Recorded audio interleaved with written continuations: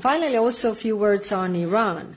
The courage of Iranian people is humbling. The regime has a track record of brutally suppressing protests, and no one knows what the next days will bring.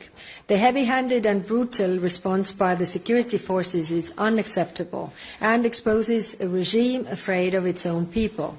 The EU already has sweeping sanctions in place on Iran, on those responsible for the human rights abuses, nuclear proliferation, and Tehran's support for Russia's war. And we are discussing on putting additional sanctions. Nobody knows what the coming days and weeks will bring. It might go so, like Assad regime fell, so it was a surprise for everybody, or, very often these regimes are very, very resilient. So actually we don't know. What we continue to do is that we support the civil society, and we are also putting more sanctions on the ones who are using the violence against the peaceful protesters to show that we are condemning these actions. But eventually it has to be the Iranian people who then take the decisions. Chancellor Merz says that the regime is in its final days. How confident are you, if that's true, that what comes next will actually be better?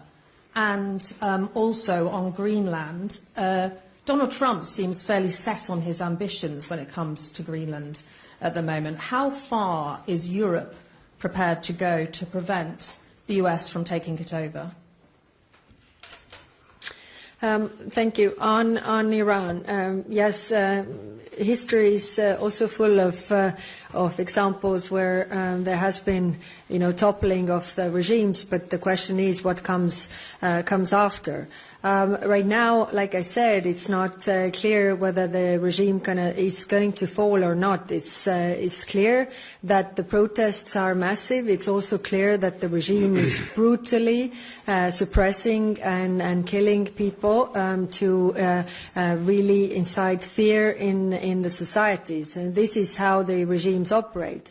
But in order to fall, I think, in the history you have examples that you need really from inside the alternatives to have a functioning state. But like I said, that's why we are supporting the civilian society as much as we can on our side.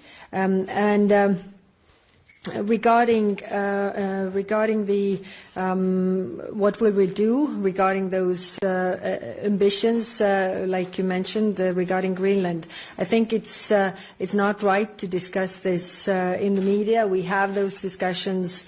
Also, what are the tools in our hands, and we have the discussions with the member states, including Denmark. What is the situation? But definitely. We are not preparing in public.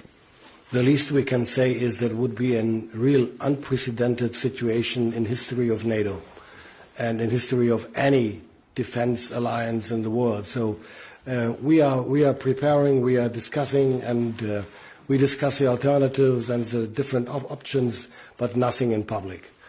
And with regard to Iran, basically, I don't have anything to add to what Kaja said, but at least we can say, if my informations are correct, the Iranian people doesn't want regime change forced by external powers, because each of us know quite well that always might be the cause of the next problems afterwards. So whether it happens or not, the Iranian people do obviously not want a regime change from the outside, but it's not up to us. Vielen Dank. Jelajahi cara baru mendapatkan informasi. Download Metro TV Extend sekarang.